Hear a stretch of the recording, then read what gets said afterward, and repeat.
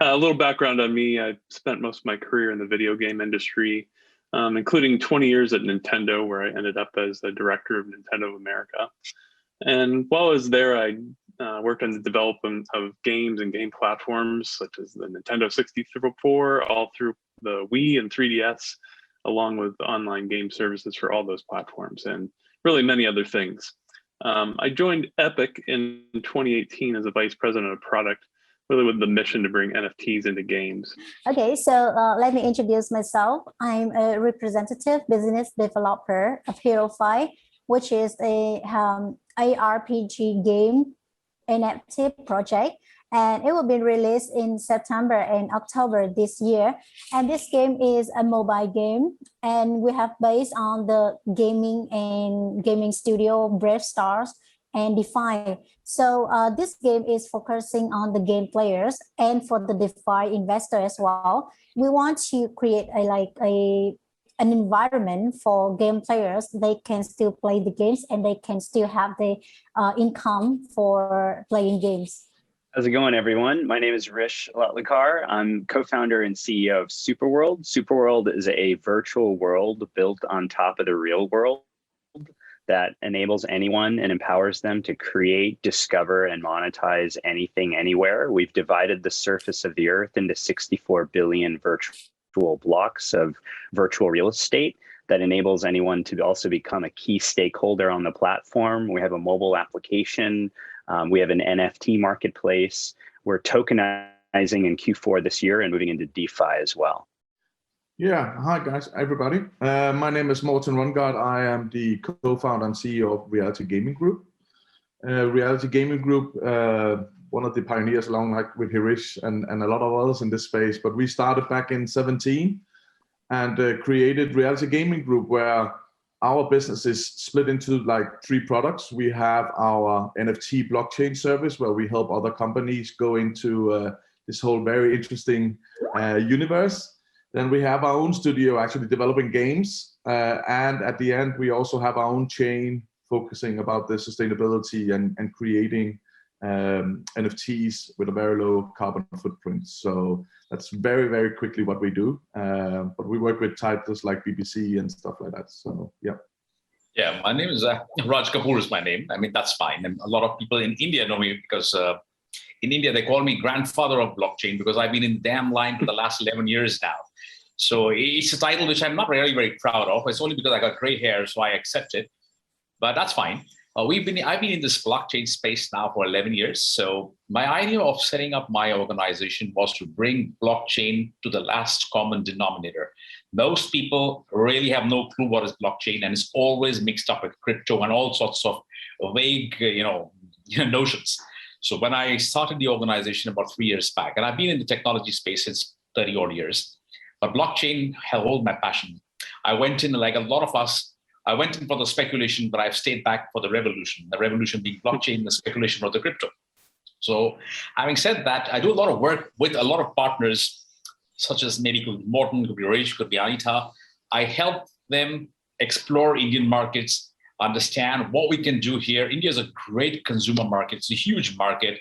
And I help them actually get India ready. Like make, India is the only country in the world where McDonald's makes a spicy burger with Indian spices. It's called the Aloo Tikki burger. That's exactly what we need. We need to customize. So I do a lot of work in that space. I work with the government. I work with the government of India specifically. We are part of the Prime Minister's office advisory team. I work also with a lot of corporates, advising them on whether they need blockchain or not, whether they need, whether fintech can help them, blockchain can help them, so on and so forth. And I work most importantly with education institutions, more than about 100 of them, where I actually teach blockchain through different courses, which we put together through training, creating a complete ecosystem out there. So what we do is a complete 360 degrees ecosystem in blockchain, fintech, DeFi in India. Anybody needs any help here, always ready for helping out. We are a not-for-profit. The idea is to make blockchain mainstream. That's my aim, and that's what I'm going to do. Yeah, And I think we're all in agreement with that. The mainstream blockchain is where it's at. I should mention that at Epik, we are a B2B company and pretty much work with all the companies involved in brands and gaming and crypto games and NFTs. So we really aren't all competitors here. We're really focused on growing this entire industry so everybody can win. There's no competitors, only colleagues, right? Yeah. So thanks a lot, everybody. So why don't we start off with the discussion about the current NFT marketplace? And I have a question for all of you. Have we reached mass market adoption of NFTs yet? And if not, why not? Maybe we can just start with you, Morten. You're on the screen right there. Yeah, no, absolutely. I think it's a very interesting question. And how I've always seen how we will bring and spread out the whole blockchain and NFT is through gaming. You know, I've always said that if you want to target the most of people, you need to do it by something that everybody's using. And they don't need to understand that it's using blockchain. I think eventually that will be part of the whole journey, but I think we need to see that this will come through gaming. And that's why, you know, we are building with BBC a trading card game based on Doctor Who, which is the world's oldest sci-fi series, TV series from 1963. And just by having that kind of like IP in the back will definitely help us try to reach the whole mass market, I think so. And this is from my perspective, it's always been through gaming. And then eventually, I think alongside the way we will see other elements like we see metaverses right now is really also bringing it to life. And so that's how I see it. But I still think it has to have a gaming element in order to prove the utility behind it. Great. Anita, what do you think? Have we reached mass market adoption of NFTs yet? Yeah, for me, personally, I think that NFT is it's a train, as you can see now, but it contains a lot of potential. It definitely contains a lot of potentialities, but as well as combined with it is a lot of risks. Because like, as you can see now, the NFT is like people are known about the NFT and they are going to buy, but the NFT is not having a really real use case in the real life. So that this is also a problem that we may discuss about this later, I think so. So as Morten has mentioned about it before, the way we can access to people easiest is like access with the things that they used to, and we can start with the game. We can start with the gaming. That's why we do the Herofi game, and this game has some solutions for the way of sustainability in the NFT. Very good. Raj? Oh, sorry, go ahead. Right. I still feel there's a long becoming mainstream, but I think gaming is definitely the way forward, that's for sure. In India, for example, in the last 6 months, I've seen more NFT companies getting set up than I've ever seen in my life. And I've been in the space for long enough to know what's happening. There's a reason for it. India is very rich in heritage, in digital, in art. And now with two very large companies entering the markets, and again, Morten, I agree with you there for the gaming perspective. I've been advising them to go the gaming way. Easiest adoption. Everybody loves games. It cuts across all age barriers. India is becoming, I think, one of the largest NFT market spaces in the next few years. And to get them to get it, I mean, there are going to be the crests and the troughs, that's for sure. We've seen huge numbers the last quarter and a real drop here. Well, that's in line with how the crypto is moving as well. But adoption of NFTs and acceptance of NFTs has become almost, I could say, mainstream now. Everybody I know talks of NFT. I was speaking to a university a few days back, and they said, "Sir, why don't you create NFT for our university?" It's a 100-year-old university. You got a lot of stuff to do. All right, great, I'll do that for you.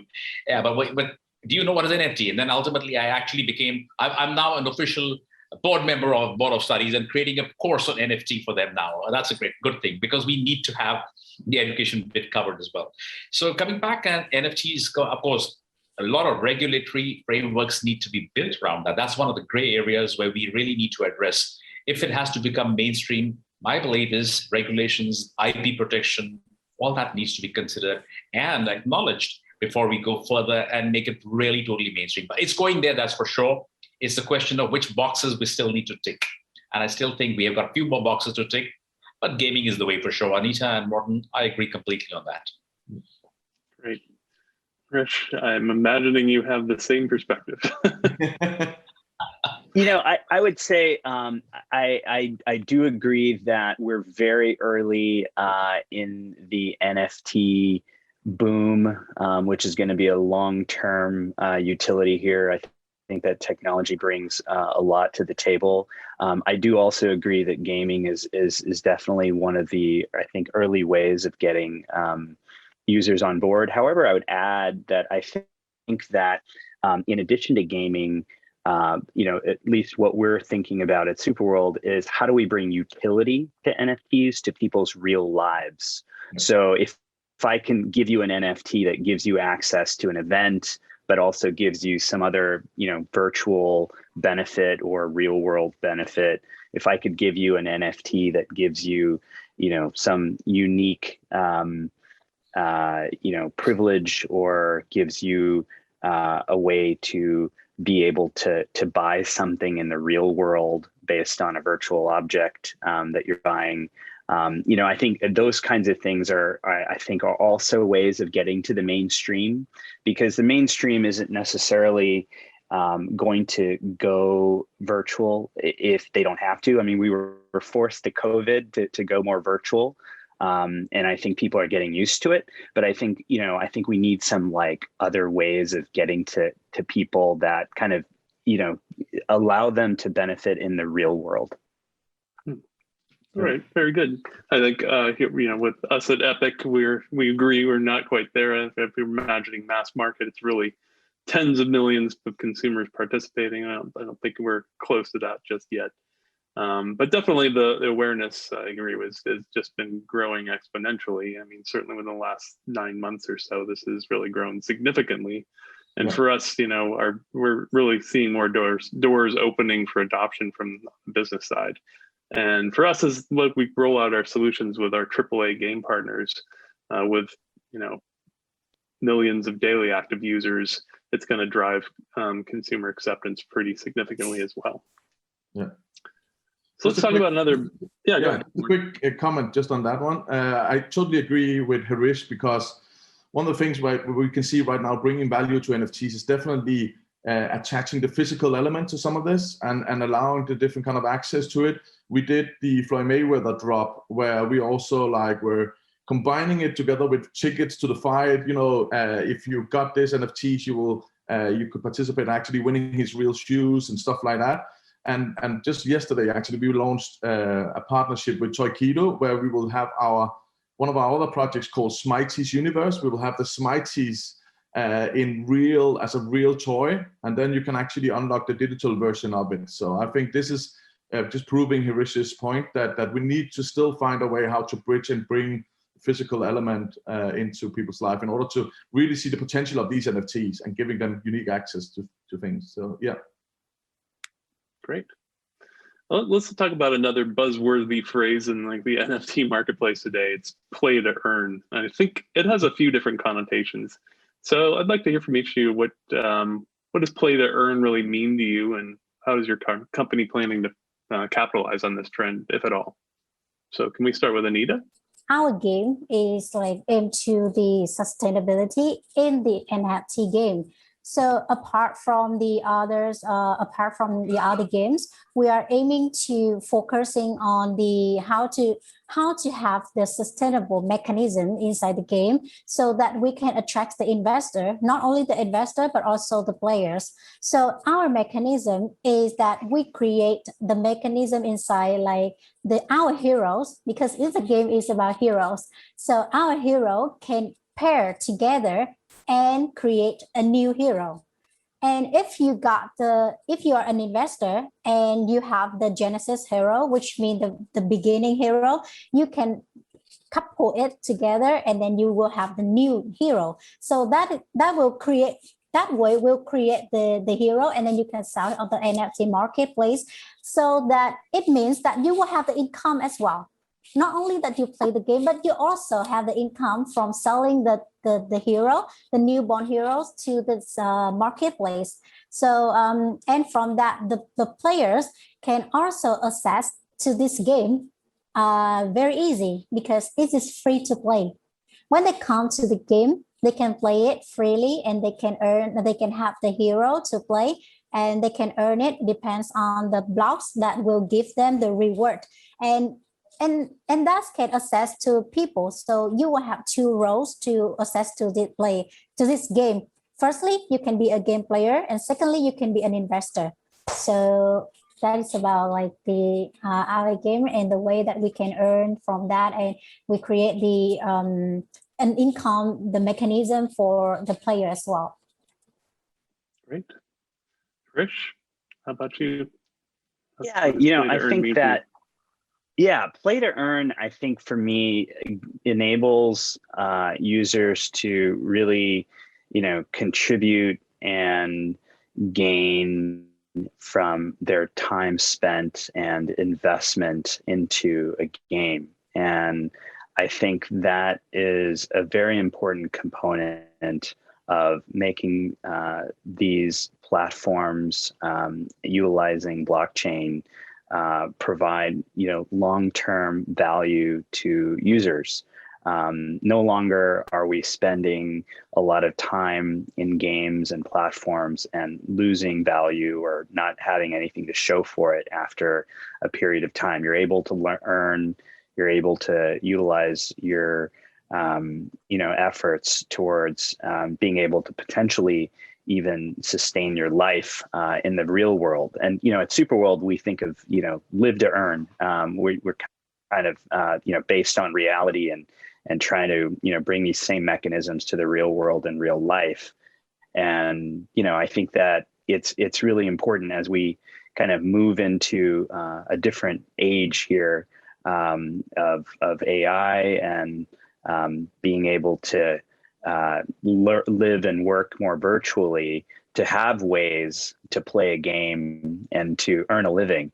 So it's very exciting for us and this industry that these DeFi mechanisms and the blockchain is really bringing all this to life. So I'm super psyched about play to earn. Great. Morten, how about you? I think everybody has seen what's going on right now, and I think the whole play to earn is also something we are definitely looking into, and we are doing a little bit with it with the Doctor Who. Sometimes you have to be careful about the IP also, if you're working with an IP, how you treat it. And in this case, we approached the BBC saying that we wanted to create a play to earn model, but don't have the entry level for new users coming in as too high as we've seen in some of these play to earn games. I think if you really would like to earn some money, you need to also buy in at a very high price. And that is my biggest worry. And I'm trying to build a game where 5 years down the line, if a new player comes along and discovers our game, they can still enter in at a very, very low price. And in this case, what we're doing with the trading cards is that you will always have access to the core packs of it, the core cards. And then it's just the cosmetics, which are the limited edition around it. So that's the limited or scarcity about these kind of things. So, it doesn't matter because most gamers, they really don't, they just want to play games. But they still we need to drag them into this whole blockchain space. So for me, it was very important to try and make a model where we could still allow people to earn money, even though if they come into the soul space 5 years down the line, right? Even on the Genesis packs, basically.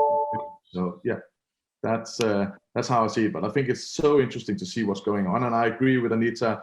It's like finding the best partnership between investors, which we know are out there, and then of course the players, which everybody, because you need the users actually in order to really kick this forward. So I agree with Anita. It's very important to try and find a partnership between investor, or a model between an investor and a gamer. So yeah, just thinking play to earn is not really the right thing to say, because I think for games you really want to make sure game players are playing the game to play the game, not necessarily to earn. No. Yeah, it's sort of absolutely. like you're rewarded for putting the Yeah. time in. No, but I think the enjoyment's still from playing the game. Yeah, but it all comes down to what we essentially want to use the blockchain for. We want to secure the ownership of the asset. This is it's your property, right? Because you've spent money on it. You are now spending also the time actually adding, history, metadata to this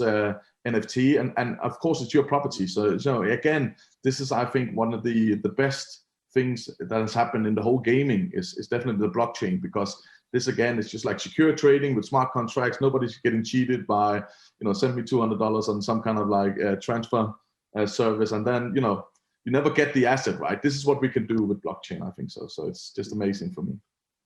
Yeah, at Epik, we're bringing this play to earn opportunities to mainstream games. Like, we provide not only the technology to enable this, but also the content that has this mass market appeal. So, just as an example, Gameloft's Asphalt 9 Legends, a game that's had over 1 billion downloads. Players participated in a tournament in the game, and they were rewarded with NFTs for playing. And 4 winners of the tournament were also given these super exclusive trophies as NFTs. NFTs that obviously have value, and they can sell them on marketplaces. So we empowered Gameloft to do this with our technology, and we're helping other mass market games to do this too. Some with millions of daily active users. So as we can all see, like, publishers win by just getting more engagement. The players see something, I can get rewarded. But the players also win, something that they earn something that has value that they can take outside of the game, which I think is something very new and unique. Absolutely, but it's a balance, right? It's really a balance, because you need to be careful that your users is not there only for the play to earn, so that can actually ruin the whole game, if you ask me. So it's really a balance you need to be aware of. All right. Let's move on. We've seen the emergence and growth of lots of online products that are dubbed metaverses. And so I'd love to hear everyone's perspective on what a metaverse is, and maybe how you see it evolving over time, and how NFTs can play a role in their success. Morten, why don't you go ahead? No, I'm actually, we are just looking into the whole metaverse. We're creating it again based on Doctor Who, because it has like the backstory, which we think is very important, especially for us as a game studio, combined also with the blockchain services. But for us, we are now building based on the Doctor Who. How can we build this whole universe, which already has a story to it, and how can we create the metaverse? How can we allow our users into it? How can we make them explore, participate in it, and also unlock and link to the real world physics and what we're doing? So I'm basically just a novice here, I would say. So definitely Hrish, I think so, is one of the experts in this whole metaverse kind of thing. So for me right now, it's just a very interesting, because I can see everybody's looking into metaverses, and I really like the brands who are also looking into it, and I think we will definitely see a change at some point. For me, it's still very important. There needs to be a utility to it, and I think the metaverses is some of this, where you can escape reality and go into these metaverses and create your own kind of like either kingdom or your own kind of journey through this whole space. So yeah, that's my take on it. I'm really just here to suck it all in and just learn from everybody, all the experts, because we're building it right now. We haven't done anything yet in it, but research. Raj, what's your perspective on the metaverse? Oh, we all live parallel in different lives, so it's just an extension of that, in my opinion. That's my take. I mean, I'm from an industry body, so when I talk about that, I mean, people love virtual lives. That's the reason why gaming, and that's the reason why we've got all these lovely backgrounds behind us. That's the world we want to live in, actually. And getting a chance to do that, and Visa has just entered the metaverse space. They bought over CryptoPunks. That's a good sign that things are moving in that direction. From an industry, I'll speak from industry perspective, not from a product perspective. I am not a product guy. But I'll tell you one thing, it is the need. We need to be in that space, that's for sure. I believe that over the next, at least I again speak from India perspective, I see youngsters. I actually teach 12-year-old kids on crypto. Why? They want to know about it. then they want to buy things from it. They also want to travel to Mars with it. So when we create a metaverse, actually we're giving them an outlet, we're giving them an opportunity. And I think we should be working, there's a lot more to be done. India hasn't woken up to metaverse so much as yet. It's just at, let's say, not even at the nascent stage. People just talk about it and say, what is this metaverse? Well, what is it? Where are we? How is it connected with blockchain? How is it with NFT? So it boils down to the same thing. We need that, but we first need people to be educated on that, and then we can take it up from there. That was my thought. I think the product companies, all of you on the product side, will have a better take on this anyways, because that's the world you're building. So I think Anita, Morten, and Hrish would be the right guys to actually talk about this universe. For us, we already live in a metaverse anyway. That's my take. We always do, but we don't acknowledge it. Now, this is a tangible way of acknowledging it, I guess. All right. Hrish, what's your perspective on this? Yeah, so our vision at SuperWorld, in the fact that we've built a virtual world on top of the real world, is how can we provide a way for anyone to get a gateway to the metaverse. So SuperWorld's kind of view on this is we're focused on people's reality, on their real world. And how can we leverage these technologies, AR, VR, blockchain, AI, to enhance people's real lives? And that goes back to the play to earn, live to earn concept. This goes back to, how can we bring people into virtuality, but also bring that virtuality to the physical world that's around them. And so I think the metaverse is a combination of that physical and virtual, that O to O, online to offline, offline to online, connection there, that, you can go from one to the other seamlessly, and both can exist at the same time in the same place, all around you in your real world setting. So I think that's kind of how we see it. It's the combination of these technologies, your real life and your virtual life. Excellent. Yeah, for Epik, we really believe that metaverses are the future of digital entertainment. I mean, look, Facebook even is repositioning itself as a metaverse company. It's kind of shocking, but they see the future. Yeah. So we're going to soon reveal our Epikverse, which actually connects these metaverses together, allowing users to really move between platforms and virtual worlds and take their NFTs with them throughout that. Really, it's like a universal a virtual universe that has all the features of the real world and even more. Like, imagine Travis Scott does a concert in Fortnite, but he also appears in Roblox and Minecraft and Facebook and Animal Crossing and every other metaverse out there at the same time. And that's the future we're envisioning and going to be delivering with our Epikverse. Yeah, but Darren, you're actually touching on a very interesting subject based on that, because interoperability, right? How can we create all these different kind of metaverses, all these different kind of projects we all are working on? How can we make sure that the user benefits from this by taking the possibility for him to taking or her to taking the asset between and interoperable between the different kind of metaverses and bring it into it, right? Because everybody's doing their own kind of a little bit of like decentralized, or a little bit of centralized kind of like metaverses, but how do we open up so we can make sure that actually the interoperability of an asset is the way to go? I think so. We need to make sure that the users can bring their assets no matter where they are, what kind of metaverse they are entering, and that will unlock could unlock different kind of option and features and stuff like that. I think that is, for me, interoperability is also a very key thing to discuss in this whole thing. Agreed.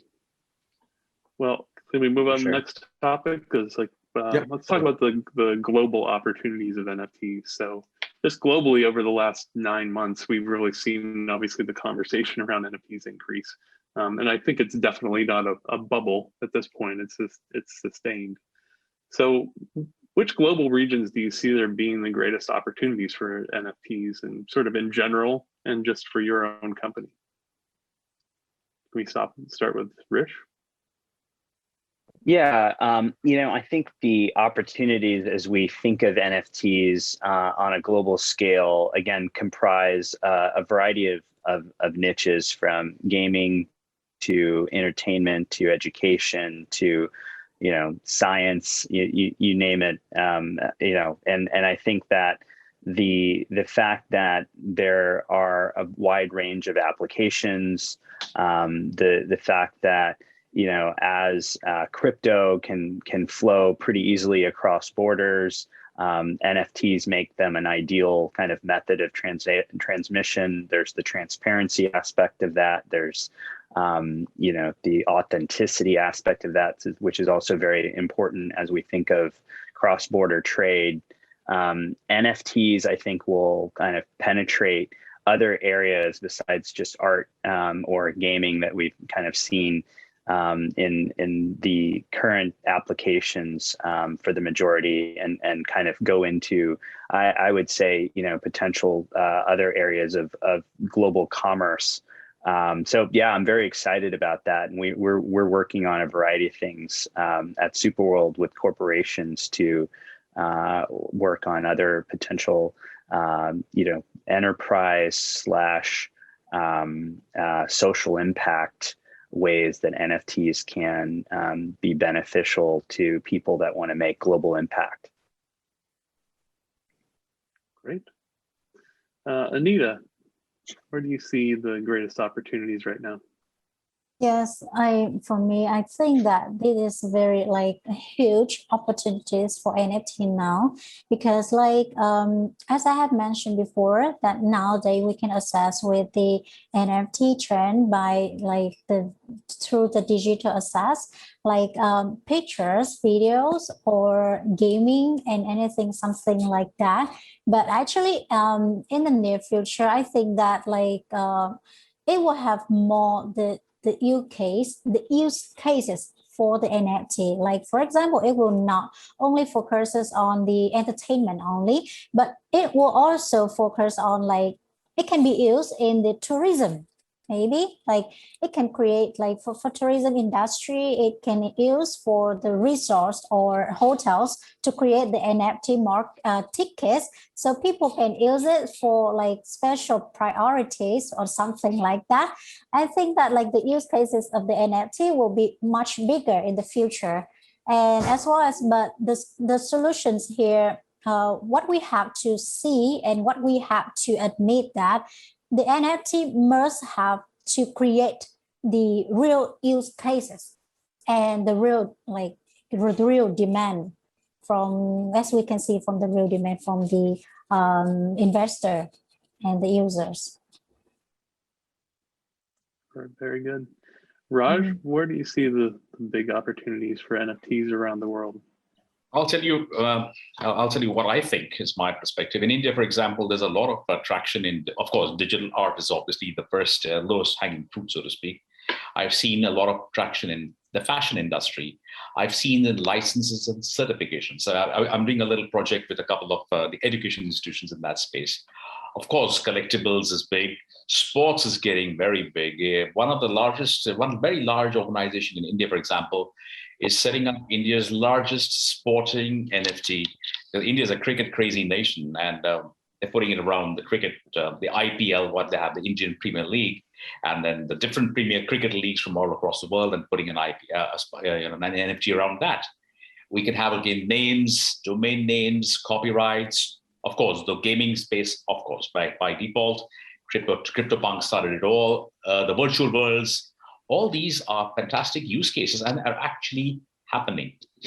Of course, a lot of enablers need to be put in place, but in short, these are getting a lot of traction from a global perspective, because I work with a lot of people across, and I see a lot of movement in this space. Of course, the largest art and the gaming space, but even copyrights, a lot of other things. I've got a whole bunch of parents who are telling me, let's make an NFT of our kids. We'll never have those same moments again. So that's something different, yeah. But at the same time, everything can be on the NFT, but the domains which are popular is the one which I've named right now. Of course, there will be more in the future, but I think right now, we got pretty much covered with these as of right now. That's what my opinion is on this. NFT of your kids. That's a unique one. I guess it's Yeah. those are all one of one. Hopefully. Yes, because they say I got my kids painting, and all of them going to put it together and make a community, and the families, all sorts of things. A lot of ideas bouncing by us. Nothing concrete as yet. We are trying to see how we can figure that out. And maybe gaming would be a great opportunity to get that. Who in the family gets that? Yeah. Well, for Epik, we're seeing global opportunities for all of us here. So just Yes. from our perspective, it's a global opportunity. The biggest, And we're so sorry, just adding one line. We had this word called play to earn.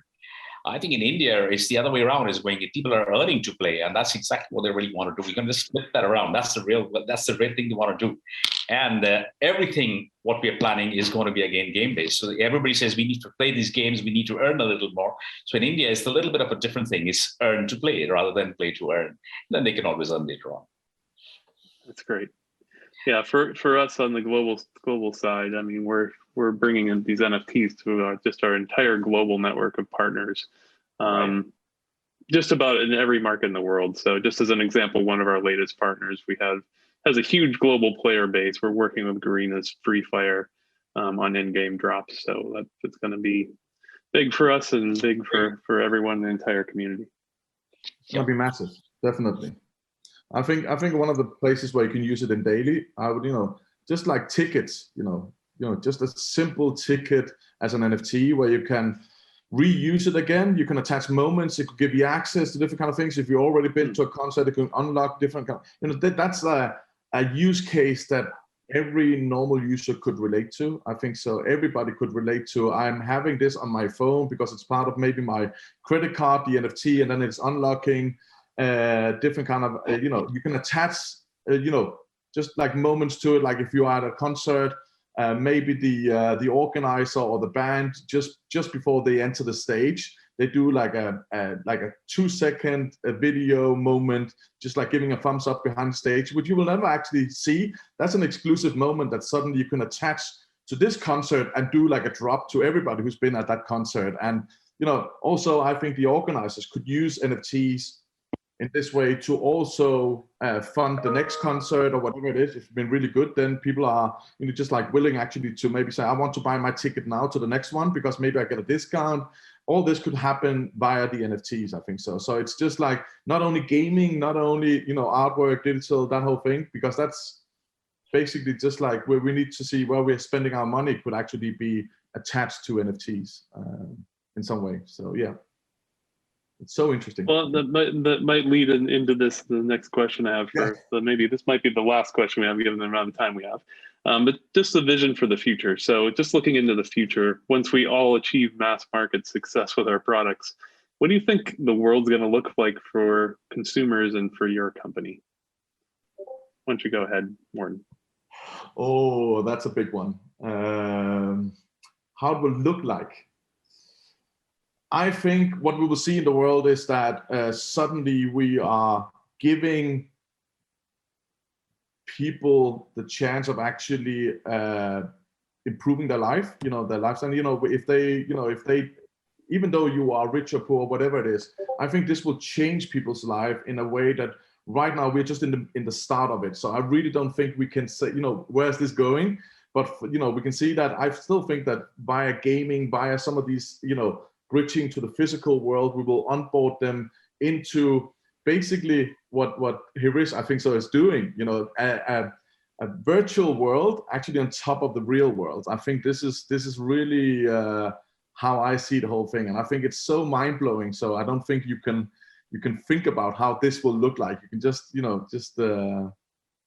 for me, it's just like too mind-blowing, basically, just to give, I think, any kind of idea on this, because right now we're just doing all our own stuff, and I think eventually the technology will improve, a lot of other things will improve, but I think one of the key things in order really we need to think about is the sustainability of all this, because I know there is a big resistance against this whole thing, and I don't want to have, I want to build bridges. I want to make sure that, people who are really, everybody cares about Mother Earth and the resources we're spending. And I think we need to look at how we can make this a whole sustainable world, and even in the digital world, right? Because we took a decision back in 2017 to do our sidechain and move everything into carbon neutral servers. And now we're actually working on a much bigger green aspect of it. So it's not only carbon neutral, but it's actually restoration. So I think that whole sustainable aspect is something also big companies like, brands and who wants to enter the space is really careful about how is this actually impacting the whole sustainable aspect of it. So yeah, that's my take on it. Okay, great. Hrish, how about you? The future. Yeah, I think that as, and I agree with, Morten and what I've heard from the other panelists as well about how this is kind of taking shape and how it'll continue to take shape around the world. In the future, I think that reality and virtuality will be one. I don't think that there will be any distinction between the conversation that we're having now and what we think of as just daily life. It's going to be how many people live, work, play, do anything that they want to do, that they do normally in their lives. It's going to be imperceptible. It's going to be life enhancing. It's going to be how you are able to travel, experience the world, communicate with each other. So I don't know if a lot of the concepts that we're talking about will be called out in the future. They'll just be part of your reality. And the NFT as a component of that, I think will be a core component of kind of an atom or a molecule of this broader, interconnected, as Morten stated as well, interoperable metaverse where you're able to have that ownership, you're able to transact, and you're able to do all those things very seamlessly with anyone across platforms, across continents. So I'm very excited about that. I mean, I think for what we're doing is it's all about, enhancing the world, enhancing reality, improving humanity. And I think these technologies are going to enable us to do that and do that in a way that I think we're all going to really embrace. The thing that I want to make sure that we're really focused on at SuperWorld is how can we focus on people's real life human connection and make sure people aren't sucked in to virtuality.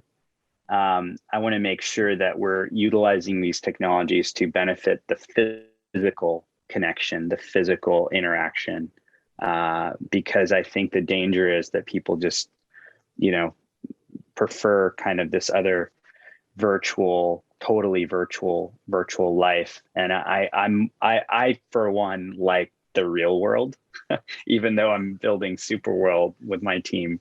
I want to focus on real life. Yeah, exactly. So that's what we want to do is improve the real world.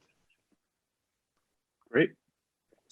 Anita, how about you? What's the vision in the future when we achieve mass market adoption?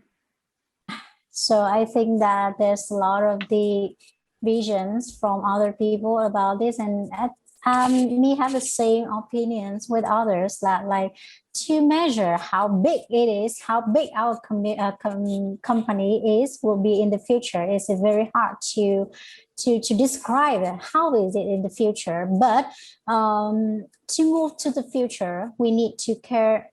We need to spend a special care for the present.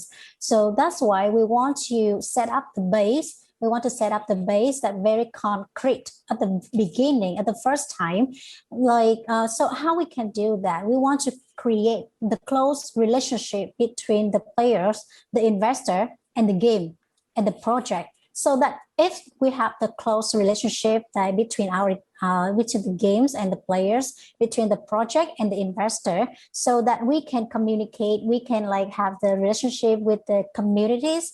And when we have a lot of the communities around, I mean, the development way in the future will be very much bigger, because we are going together. And as I have heard about this before. If you want to go fast, you can go alone. But if you want to go far, you have to go together. Wow, well said. I think from Epic's standpoint, for our consumers, I think everybody's going to expect to have NFTs for everything they buy and that has value. I think everybody here has alluded to different, things in the physical world and then that they're then being mirrored in the digital world. And I think we agree with that perspective on the future. And the content that people are getting with NFTs is going to have high quality IP. So basically everything you buy, not just digitally, but even for physical goods too, there's going to be some NFT associated with it. On the topic of sustainability that Morten brought up, Epik is a kind of blockchain neutral company or agnostic company.